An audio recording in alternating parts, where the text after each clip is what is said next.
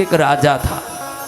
राजा को बहुत बड़े पैमाने पर सेवा काम करने की सद्ज्ञान होने से बहुत ज्ञानी गुणी था, अच्छे से प्रजा का पालन करता। उम्र बढ़ता गया तो उसको लगा कि मैं प्रजा को देखा, कोष को देखा, राजमहल को देखा, परिवार को देखा, देश को देखा, मैंने खुद को नहीं देखा, खुद को नहीं देखा।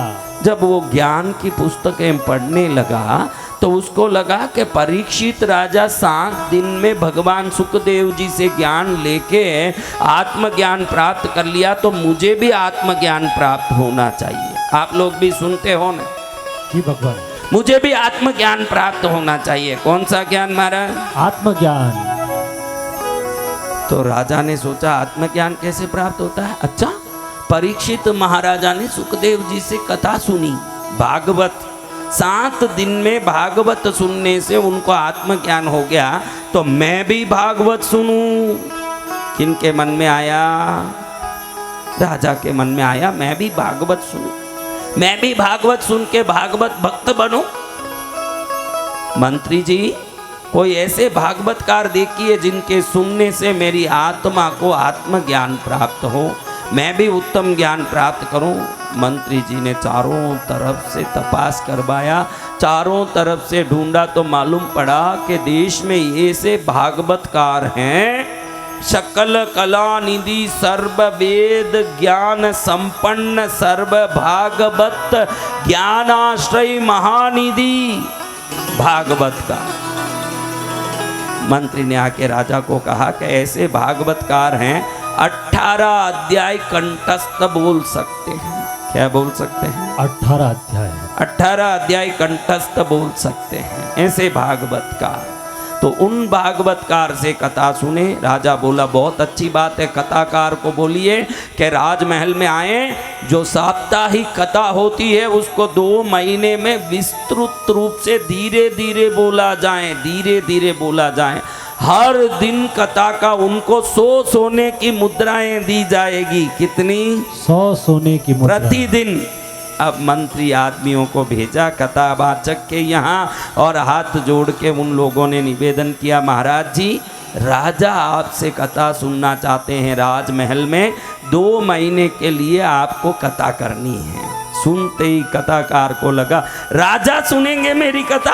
अरे आज तक तो गलियों में सुना रहा था, उधर पंडालों में सुना रहा था, अब राजमहल में सुनाऊंगा। जब लौटूंगा पूरे देश में नाम होगा कि राजा को कथा सुनाए हुए हैं। किनको कथा सुनाए हैं? राजा को। राजा को कथा सुनाए हुए महाकथाकार हैं, इनकी कथा तो सुनना चाहिए, सब में उल्लास बढ़ेगा। जी भगवान। और मंत्री के आदमियों ने कथाकार को बता दिया कि राजा ने कह दिया है कि हर दिन आपकी कथा पूरी हो, उसके बाद आपको 100 स्वर्ण मुद्राओं की थैली भेंट की जाएगी। 100 स्वर्ण मुद्रा। दिल में प्रसन्नता।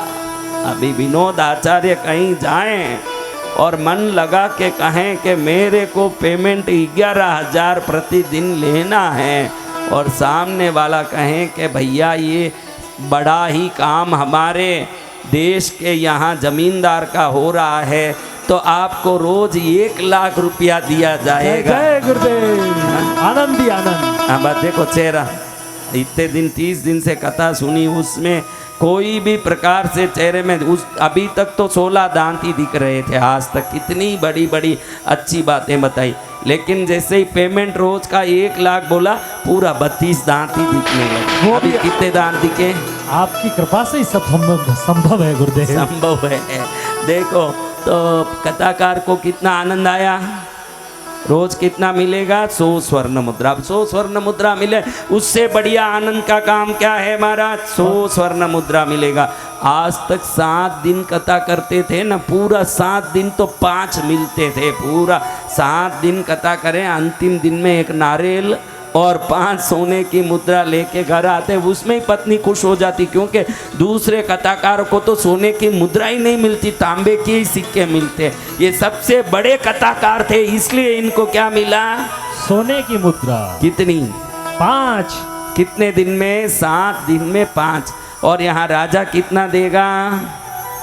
एक हर दिन 100। दिन 100 मुद्रा। अभी ये सुने, बड़े ही बढ़िया सापा पहन के, बड़ा तिलक लगा के, बढ़िया नया जिब्बा कुर्ता पहन के पंडित जी पूरा इतर बितर शरीर पर चुपड़ के पहुंच गए राजमहल में। अब बैठ गए कथा बोलने, तो राजा बड़ा तल्लीन होके सुन रहा है, क्योंकि राजा ने अंतर मन से सुनने बुलाया है। जिसको सच्ची में सुनना होगा उसका पूरा दिमाग आवाज पर टिका रहेगा। पहले दिन जैसे ही सुना, 1000 मुद्रा की थैली दी हाथ में। कथाकार घड़ी घड़ी देखें कि सच में ही 100 मुद्रा दिया है। कितना? 100 मुद्रा। सच्ची में ही 100 मुद्रा। मैं तो 1000 इसलिए बोला, आप लोग बराबर सुन रहे हो कि नहीं, टेस्टिंग कर रहा हूँ। 100 मुद्रा दे करके बराबर व्यवस्थित पंडित जी 100 मुद्रा 100 मुद्रा। ये 100 मुद्रा एक दिन का जो लिया, इसको लेने के लिए 20 कथा करनी पड़ती। कितनी कथा? 20 कथा। और साल में 20 कथा कर लूँ बहुत बड़ी बात हो जाती। कहाँ कथा मिलती, एक ही दिन में मिल गई। हे लक्ष्मी माँ, हे नारायण पत्नी, तू प्रसन्न हुई तब ये सब काम मेरे हो रहे हैं। जय जय सदगुरु भगवान। पंडित जी खुश होकर के अगले दिन कथा सुनाए, तीसरे दिन कथा सुनाए। जैसे जैसे कथा सुनाए, शाम होते ही क्या होवे? हाँ, आनंद। 100 मुद्राओं की थैली मिले। अब थैली ले लेके इधर इकट्ठा करें। राजा को 2 महीने तक कथा सुनाया। 2 महीने में 60 थैलियां मिल गई पूरी। अब वो थैलियों को घड़ी घड़ी उठाएं, घड़ी घड़ी रखें, घड़ी घड़ी उठाएं, घड़ी घड़ी देखें, कभी कभी तो हिला के देखें कितना अच्छा आवाज आ रहा है, कितना आनंद आ रहा है, कितना। देखो, कई ऐसे नालायक लोभी लोग हैं जिनको बच्चे हंसे उस पे, उसमें कोई आनंद नहीं आवे, सिक्के छलके उसका आनंद आए। ऐसे मूर्ख भी कई दुनिया में है। जिस घर में बच्चों की खिलकारी आती हो उसमें कितना आनंद है। उसको बच्चा से ए आवाज बंद कर, घर में क्या आवाज कर रहा है, घड़ी घड़ी चिल्लर को यूं उछाल उछाल के आवाज सुनेगा। ऐसे मूर्ख भी संसार में है। देखो, पंडित जी भी ऐसे ही हैं भाई, पैसे के सोने के द्रव्यों को। अब राजा 2 महीना पूरा हुआ। राजा सोचे कि 2 महीने से सुना, अगर 7 दिन में परीक्षित राजा को आत्मज्ञान हो गया तो मुझे कुछ तो कहीं चिंगारी लगनी चाहिए। 2 महीने में कहीं भी फ्यूज जलते दिखा नहीं, पूरा बंद ही पड़ा है मेरा लाइट। तो क्या सुनाया इसने इतने दिन। तो एकदम अगले दिन जब पंडित जी का कथा खत्म हो गया तो वो निकलने वाले थे, राजा ने बुला के भेजा पंडित जी को। कहें, पंडित जी 2 महीने तक कथा सुनाऊं लेकिन मेरे अंदर कोई आत्मज्ञान नहीं हुआ है। मुझे आत्मज्ञान क्यों नहीं हुआ, इसका कारण आप बताओ, वरना आपका सिर निकाल दूंगा धड़ से।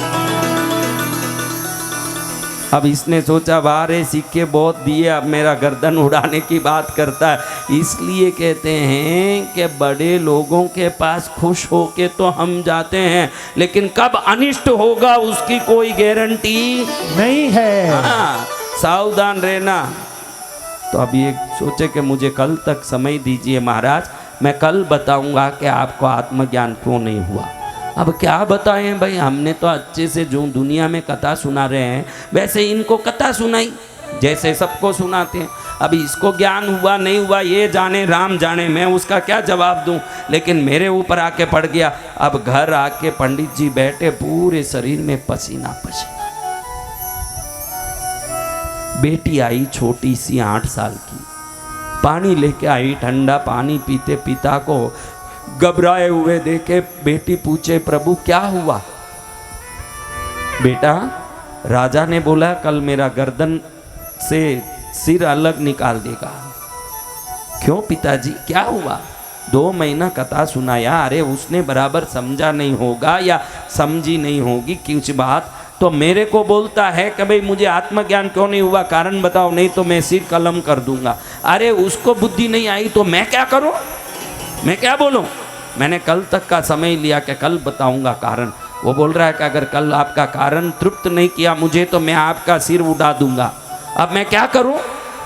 बेटी बोली, मैं जवाब दे दूंगी पिताजी, आप चिंता मत करो। तू जवाब देगी? 8 साल की बच्ची, तू क्या जवाब देगी? मैं ही जवाब नहीं दे पाया, गुपचुप आ गया। तू क्या जवाब देगी? तूने कथा समझा नहीं कभी, भागवत सुना नहीं कभी, तू क्या जवाब देगी? पिताजी ये मेरी जिम्मेदारी है, कल मैं जवाब दे दूंगी राज दरबार में, आप चिंता मत करो। अब बेटी बहुत जिद्दी करे, उसको कितना ही समझाए वो समझी नहीं। अगले दिन मन मार के पंडित जी बेटी को लेके राज दरबार में पहुंच गए। बेटी राजा को प्रणाम की, प्रणाम करके बोलती है, राजन आपको मेरे पिताजी के भागवत से ज्ञान क्यों नहीं हुआ ये समझना, इतना ही है ना? तो आप सबको ये दरबार से बाहर निकालो, सिर्फ आप और मैं दो ही होना चाहिए। एक आदमी को पास रखिए, सिपाही को। अब इसकी बातें सुन के राजा एकदम अवाक रह गया कि वाह, इतनी सी बच्ची और हरी मिर्च की तरह तीखी दिख रही है वाह। तो राजा ने सबको बाहर निकाला, एक सिपाही को रखा।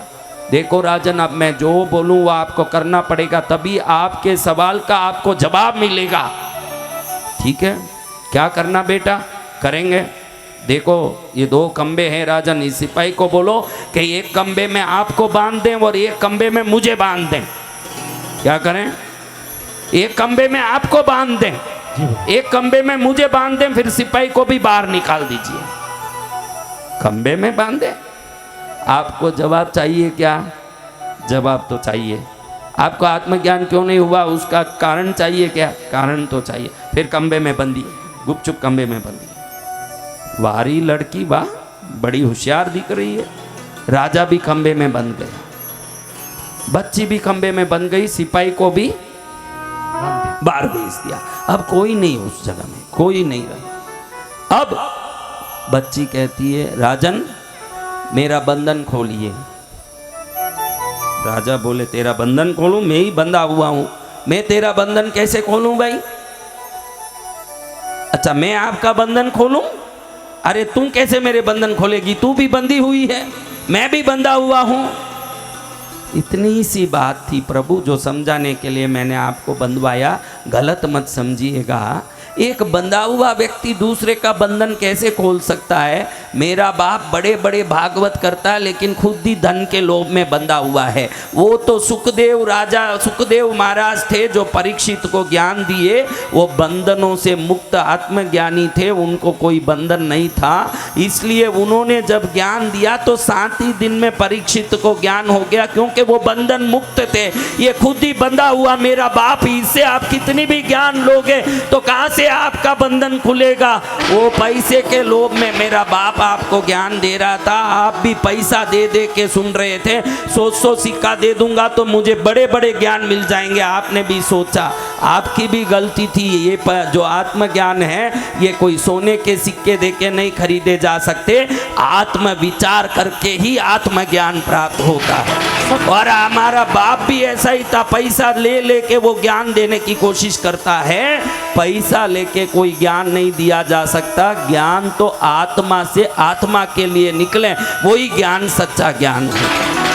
आज जो ये मंडपों में कथा सुनते हैं, मैं कई बार देखता हूँ कि कथाकार आता है, कथा सुनता है, 11,000 लाख 11 लाख 5 लाख लेके जाता है, और उसके शब्दों पर हम खुश होते हैं कि कैसे पंडित जी ने कथा सुनाई, कैसे पंडित जी ने। आपको कथा सुननी हो तो प्रार्थना करता हूँ उनसे कथा सुनो जो कथा सुनाने एक पैसा भी लेते नहीं हो, जो पैसा लेके खुद कथा सुनाए, जो खुद बंधा हुआ हो।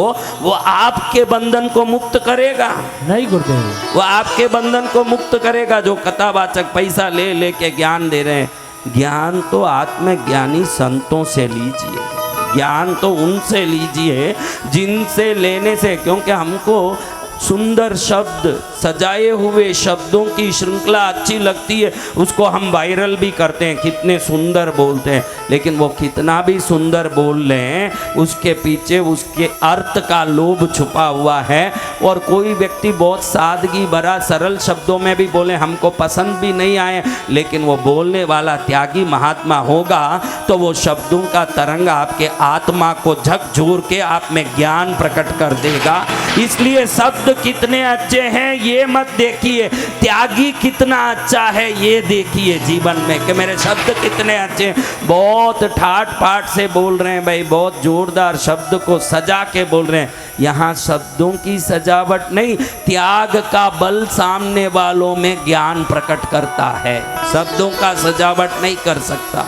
जहाँ त्याग का बल होगा वहाँ सुनने वालों के आत्मा में उन बातों के प्रति जिज्ञासा और मुक्त होने की इच्छा प्रकट होगी, उसके बगैर वो प्रकट होने वाली नहीं है। इसलिए जब भी सुनो, जो खुद खंबे में बंधा हुआ है या नहीं है, ये बात को अच्छे से समझ के सुनोगे तो आप भी बंधन से, क्योंकि अगर वो खंबे में खुद बंधा हुआ नहीं है तो बंधे हुए को खोल तो सकेगा, क्योंकि उसके दोनों हाथ मुक्त है खोलने के लिए। जो खुद बंधा है वो दूसरे को क्या खोलेगा महाराज? नहीं गुरुदेव। इसलिए ज्ञान लेना हो तो त्यागी संतों से,